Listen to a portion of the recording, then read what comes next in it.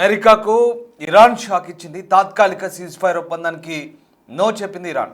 యుద్ధానికి శాశ్వత ముగింపు మాత్రమే పలకాలంటుంది. అమెరికా ముందు 10 డిమాండ్లు పెట్టింది ఇరాన్. 45 రోజుల సీజ్ ఫైర్ ప్రతిపాదనను తిరస్కరించింది. ఇక ఈ సీజ్ ఫైర్ టైంలో హర్ముజ్ తెరవాలంటూ డిమాండ్ చేశారు. ఈ ప్రతిపాదనను ఇరాన్ కొట్టిపారేసింది. సీజ్ ఫైర్ టైంలో హర్ముజ్ను తెరవడం అసాధ్యమంటూ ఇరాన్ తెగేసి చెప్పింది. ఇటు ఈ రాత్రికి ట్రంప్ డెడ్లైన్ ముగియబోతోంది. దీంతో హర్ముజ్ను తెరవకపోతే ఏం జరుగుతుందనే సందేహాలు వ్యక్తమవుతున్నాయి.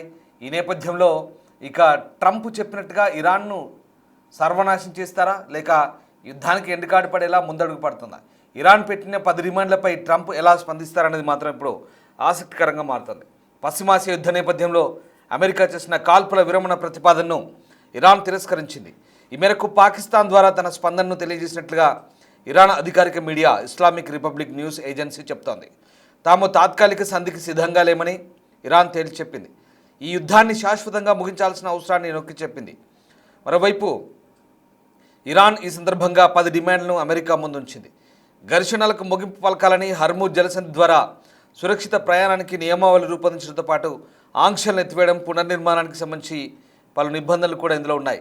అయితే తాము కేవలం కాల్పుల విరమణను మాత్రమే అంగీకరించమంటూ కైరోలోని ఇరాన్ దౌత్య మిషన్ అధిపతి ముజ్తబా ఫిర్దౌసి ది అసోసియేటెడ్ ప్రెస్తో అన్నట్లుగా సమాచారం. తమపై మళ్లీ దాడి జరగదని హామీలతో కూడిన యుద్ధం ముగింపుకు మాత్రమే అంగీకరిస్తామంటూ స్పష్టం చేశారు. ఇరాన్ ఇంధన మౌలిక సదుపాయాలపై బాంబు దాడులు జరిపేందుకు ట్రంప్ విధించిన గడువు ముగియనున్న నేపథ్యంలో ఈ తరహా స్పందన రావడం ఇప్పుడు ఆసక్తి రేపుతోంది. సో కాల్పుల విరమణ ఒప్పందంలో ప్రతిష్టంభన ఏర్పడింది. అమెరికా ఒప్పందాన్ని ఇరాన్ తిరస్కరించింది. ఈ విషయంలో మధ్యవర్తిగా వహిస్తున్నటువంటి పాకిస్తాన్ మౌనంగా ఉండిపోయింది. తాత్కాలిక కాల్పుల విరమణకు టెహ్రాన్ సముఖంగా లేని, దానికి బదులుగా యుద్ధానికి శాశ్వత ముగింపు అవసరాన్ని ఇరాన్ నొక్కి చెప్పినట్టుగా తెలుస్తుంది. ఇరాన్ కాల్పుల విరమణతో పాటు 10 షరతులు విధించింది. ఆ షరతుల్లో ఆ ప్రాంతంలో ఘర్షణలకు ముగింపు పలకడం, శాశ్వతంగా హర్ముజ్ జలసంధి గుండా సురక్షిత ప్రయాణానికి భరోసా ఇవ్వడం, తమపై ఉన్న ఆంక్షలు ఎత్తివేయడం, పునర్నిర్మాణానికి ఏర్పాటు చేయడం వంటి ఇరాన్ కీలక డిమాండ్లు ఉన్నాయి. మరోవైపు పాకిస్తాన్ మద్దతుతో రూపొందించిన కాల్పుల విరమణ ప్రతిపాదనలపై డొనాల్డ్ ట్రంప్ సంతకం చేయలేదంటూ వైట్ హౌస్ అధికారులు కూడా చెప్తున్నారు. ఆపరేషన్ ఎపిక్ ఫ్యూరీ కొనసాగుతుందంటూ అనౌన్స్ చేశారు. ఈ నేపథ్యంలో ఏం జరగబోతుందనే ఆసక్తి నెలకొంది. ఇక ట్రంప్ ఇస్తున్న గడువు కూడా మంగళవారం రాత్రి 8:30కు, అంటే మన భారత కాలమానం ప్రకారం ఉదయం 5:30 ముగియబోతోంది. దీంతో తెల్లవారుజామున 5 దాటాక ఇక ఇరాన్పై అమెరికా కాల్పుల మోత మోగబోతుందా, రేపు ఏం జరగబోతుంది అనేది చాలా ఆందోళనకరమైనటువంటి పరిణామంగా విశ్లేషకులు భావిస్తున్నారు. ముఖ్యంగా ట్రంప్ ట్రూత్ సోషల్ వేదికగా అత్యంత కఠినమైన హెచ్చరికలు ఇచ్చారు. ఇరాన్ కాలమానం ప్రకారం హర్ముజ్ జలసంధిని బుధవారం తెల్లవారుజామున చమురు రవాణా కోసం పూర్తిగా తెరవకపోతే ఇరాన్లోని అన్ని ప్రధాన మంత్రులు విద్యుత్ కేంద్రాలను పేల్చివేస్తామంటూ బెదిరించారు. Power plant day, bridge day అంటూ అభివర్ణిస్తూ ఇరాన్ ఎన్నడూ చూడని రీతిలో దాడులు ఉంటాయంటూ దానికి బూతులు కూడా జోడించాడు. ఇక ఈ ట్రంప్ విధించిన గడువు సమీపిస్తున్న తరుణంలో పాకిస్తాన్, ఈజిప్టు, తుర్కీ దేశాలు మీడియేటర్లుగా రంగంలోకి దిగాయి. యుద్ధాన్ని నివారించేందుకు 45 రోజుల తాత్కాలిక కాల్పుల విరమణ పాటించాలని ఒక ముసాయిదా ప్రణాళికను ఇరు దేశాల ముందు ఉంచారు. ఈ 45 రోజుల సమయంలో అమెరికా, ఇరాన్ ప్రతినిధులు నేరుగా లేదా మధ్యవర్తుల ద్వారా చర్చలు జరిపి యుద్ధానికి శాశ్వత ముగింపు పలికేలా ఒక సమగ్ర ఒప్పందానికి రావాలనేది ఈ ప్లాన్ ఉద్దేశం. అయితే ఈ ప్రస్తుతానికి ఇరాన్ ఈ జలసంధి గుండా కేవలం కొన్ని ఎంపిక చేసిన దేశాల నౌకలు మాత్రమే అనుమతిస్తుంది. దీనివల్ల ప్రపంచవ్యాప్తంగా చమురు సరఫరాకు ఆటంకం కలుగుతుంది. అయితే మధ్యవర్తుల ప్రతిపాదన ప్రకారం యుద్ధం ముగిసేలోపు ఇరాన్ ఈ జలసంధిని పూర్తిగా తెరవాల్సి ఉంటుంది. దీనికి ప్రతిగా అమెరికా తన దాడులు నిలిపేసి శాంతి చర్చలకు మొగ్గు చూపాలంటూ సూచిస్తున్నారు. ఈ చర్చల్లో ప్రధానంగా పాకిస్తాన్ ఆర్మీ చీఫ్ అసీం మునీర్ అత్యంత కీలక పాత్ర పోషిస్తున్నారు. ఆయన ఆదివారం రాత్రంతా అమెరికా ఉపాధ్యక్షుడు జేడీ వాన్స్, చర్చల ప్రతినిధి స్టీవ్ విట్కాఫ్, ఇరాన్ విదేశాంగ మంత్రి అబ్బాస్ అరాక్చి ఇలాంటి నేతలతో ఫోన్లో సంప్రదింపులు జరిపారు. అమెరికా పంపిన 15 అంశాల శాంతి ప్రణాళికను కూడా పాకిస్తాన్ ఇరాన్కు చేరవేసింది. అయితే అమెరికా డిమాండ్లు చాలా కఠినంగా ఉన్నాయంటూ ఇరాన్ పెదవి విరిచింది. ట్రంప్ హెచ్చరికలపై ఇరాన్ విదేశాంగ స్పందించింది. విదేశాంగ శాఖ ఈ అల్టిమేటాలు యుద్ధ నేరాలకు పాల్పడతామనే బెదిరింపుల మధ్య చర్చలు జరపడం సాధ్యం కాదంటూ స్పష్టం చేసింది. గత కొద్ది రోజులుగా ఇరాన్పై చేసినటువంటి దాడుల్లో యూనివర్సిటీలు, ఆసుపత్రులు, చమురు కేంద్రాలు దెబ్బతిన్నాయని, దీనికి పరిహారం చెల్లిస్తేనే ఆ జలసంధిని తెరుస్తామంటూ కొందరు ఇరాన్ అధికారులు వాదిస్తున్నారు. అలాగే గాజా లేదా లెబనాన్ తరహాలో పేరుకు మాత్రమే కాల్పుల విరమణ నుండి అమెరికా ఎప్పుడు పడితే అప్పుడు దాడులు చేస్తుందనే భయం కూడా ఇరాన్లో కనిపిస్తుంది.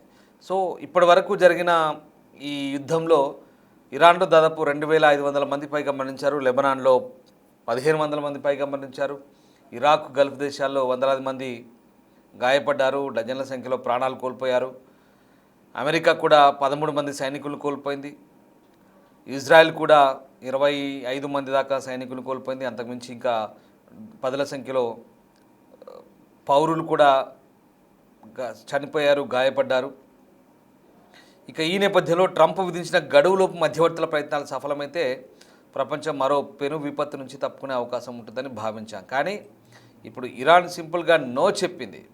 దీంతో ఏం జరగబోతుందనేది ఇప్పుడు ఆసక్తికరంగా మారుతుంది. మరి ఇరాన్ నో చెప్పడంతో పశ్చిమాసియాలో యుద్ధాన్ని ముగించేలా జరుగుతున్నటువంటి ఈ పరిష్కారాలు ఏవైతే ఉన్నాయో దానికి ఇప్పుడు బ్రేక్ పడ్డట్టే కనిపిస్తుంది. ఇక పాకిస్తాన్, టర్కీ, ఖతర్, ఈజిప్ట్ వంటి దేశాలు చేస్తున్నటువంటి ప్రయత్నాలన్నీ కూడా ఇప్పుడు ఫెయిల్ అవుతున్నట్టుగా అర్థమవుతుంది. ఈ నేపథ్యంలో మరి ఏం జరగబోతుంది అనేది మాత్రం ప్రస్తుతం ఆసక్తికరంగా మారుతుంది. ఇవన్నీ ఇట్లా ఉంటే ఇరాన్, ఇజ్రాయెల్, అమెరికా యుద్ధం పీక్స్కు చేరుకుంటుంది. సీజ్ ఫైర్ ప్రతిపాదనతో యుద్ధం అవుతుందని ఓవైపు అందరూ భావిస్తుంటే అంతకు మించిన తీవ్రతతో దాడులు జరుగుతున్నాయి. ఇరాన్పై భీకర దాడులకు దిగింది ఇజ్రాయెల్. 3 కీలక ఎయిర్ బేస్లపై దాడి చేసింది ఇవాళ సోమవారం రోజు. ఐడిఎఫ్, ఇజ్రాయెల్ డిఫెన్స్ ఫోర్స్ ఈ అంశాన్ని వెల్లడించింది. ఈ దాడిలో యుద్ధ విమానాలు, హెలికాప్టర్లు, మిలిటరీ యుద్ధ సామాగ్రి పూర్తిగా ధ్వంసమైనట్లుగా చెప్తున్నారు. ఇరాన్ ఇంటెలిజెన్స్ చీఫ్, అలాగే క్వాడ్ ఫోర్స్ యూనిట్ చీఫ్ వీళ్ళని అంతం చేసినట్లుగా అంతకుముందే ఐడిఎఫ్ ప్రకటించింది. ఇక IRGC intelligence major general Majid ఖాదేమిని మట్టుబెట్టినట్లుగా మధ్యాహ్నమే అనౌన్స్ చేశారు. వీటితో పాటు క్వాడ్స్ ఫోర్స్ 840 యూనిట్కి చెందినటువంటి సీనియర్ని కూడా చంపినట్టు చెప్తున్నారు. ఇజ్రాయెల్ ప్రజల ప్రాణాలతో చెలగాటమాడాలని చూసే ఎవరినైనా కూడా చంపుతామంటూ ప్రధాని బెంజమిన్ నెతన్యాహు కూడా హెచ్చరించిన దృశ్యాలు మనం చూసాం. సో యుద్ధం అవసరమని ఇరాన్ నాయకత్వం భావించినన్ని నాళ్ళు యుద్ధం కొనసాగుతూనే ఉంటుందంటూ ఇరాన్ అయితే చెప్తుంది. యుద్ధం తర్వాత తమ శత్రువులు పశ్చాత్తాపం చెందాల్సి ఉంటుందంటూ ఆర్మీ స్పోక్స్ పర్సన్ మహమ్మద్ అక్రమిని అంటున్నారు. ఇక అంతకుముందు ఇరాన్లోని సౌత్ పార్ గ్యాస్ క్షేత్రంపై ఇజ్రాయెల్, అమెరికా జరిపిన దాడిలో భారీగా నష్టం జరిగింది. 25 మంది చనిపోయారు. సౌత్ పార్ సహజవాయు క్షేత్రం డ్యామేజ్ అయింది. ఇక దీంతో అటు గల్ఫ్ దేశాలపై ఇరాన్ దాడికి దిగింది. సో ఇదంతా జరుగుతుంటే మరోవైపు ఇక్కడ ఓవరాల్ ఎపిసోడ్లో ఇక్కడ మనకు ఆలోచించాల్సిన విషయం ఏంటంటే, సో యుద్ధం ఆగుతుంది అనుకున్న వాళ్ళందరికీ కూడా ఇప్పుడు ఇరాన్ చాలా క్లియర్గా చెప్తోంది యుద్ధం ఆగే విషయంలో తమ షరతులు ఒప్పుకోవాలంటుంది. ముఖ్యంగా ఇరాన్ ఏం కోరుకుంటుందంటే ప్రధానంగా వాళ్లకు నష్టపరిహారం, అంటే ఇప్పటిదాకా జరిగినటువంటి ఈ యుద్ధానికి సంబంధించినటువంటి ఏదైతే ఉందో దానికంతటికి కూడా అమెరికా లేదా ఇజ్రాయెల్ ఇరాన్ పునర్నిర్మాణానికి వాళ్ళు డబ్బు ఖర్చు పెట్టాలని, అలాగే హర్ముజ్ జలసంధి విషయంలో ఒకవేళ తాము ఓపెన్ చేసినా ఎక్కడ ఇబ్బందులు లేకుండా సురక్షిత ప్రయాణాలు జరిగేలా అక్కడ సేఫ్టీకి భరోసా ఇవ్వాలని, సీజ్ ఫైర్ అని చెప్పి మధ్యలో కాల్పులకు దిగొద్దని, భవిష్యత్తులో ఎప్పుడు కాల్పులు జరపకుండా ఖచ్చితమైన హామీ ఇవ్వాలని, ఇవన్నీ కూడా వాళ్ళు పర్టికులర్గా కోరుతున్నారు.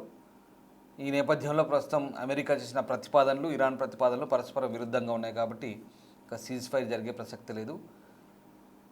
ఇక్కడ పాపం పాకిస్తాన్ అనాలి అంతే. ఇక మనం అంతకుమించి చేయాల్సిన ఏం లేదు. పాకిస్తాన్ వాళ్ళు సైలెంట్గా నోరు మూసుకొని పోయారు. ఎందుకంటే వీళ్ళకు చెప్పలేక వాళ్ళకి చెప్పలేక ఇక్కడ పాకిస్తాన్ చేస్తున్న ప్రయత్నాలన్నీ కూడా డొల్ల. సో ఏం సక్సెస్ కాలేదు, ఎందుకంటే పాకిస్తాన్ వైపు నుంచి బలమైన దౌత్య ప్రయత్నాలు రెండు వైపులా ఒప్పించే పరిస్థితుల్లో ఎక్కడా లేవు. అండ్ ఒప్పుకునేలా లేరు. ఫస్ట్ వాళ్ళు పాకిస్తాన్ ప్రయత్నం చేసిన ట్రంప్ ప్రతిపాదనలు ఇరాన్ ఒప్పుకునేలేదు, ఇరాన్ ప్రతిపాదనను ట్రంప్ ఒప్పుకునేలా కనిపించట్లేదు. ఇద్దరికి కూడా మధ్యలో ఇరాన్ అయితే ఏకంగా పాకిస్తాన్ చీకొట్టేసి వెళ్ళిపోయింది. సో ఇది పరిస్థితి. సో ఇక్కడ విషయం ఏంటంటే ఎక్కడ సీజ్ ఫైర్కు ప్రస్తుతం పరిస్థితులు సానుకూలంగా లేవు. అంతకుమించి యుద్ధానికి సీజ్ ఫైర్ అనేది తాత్కాలికం కాదు, కంప్లీట్గా పర్మనెంట్ ఎండ్ ఉండాలని ఇరాన్ కోరుకుంటుంది, శాశ్వత ముగింపు కావాలంటుంది. దానికి ఆ విషయాలకి ఇక్కడ వైట్ హౌస్ నుంచి ఎక్కడ క్లారిటీ రాలేదు. కాబట్టి ఇక ట్రంప్ ఇస్తున్న గడువు కూడా రేపు మార్నింగ్ 5:30తో ముగుస్తుంది. రేపు ఉదయం 5:30 తర్వాత ఏం జరగబోతుందో ఇక మనం అందరం వేచి చూడాల్సిందే.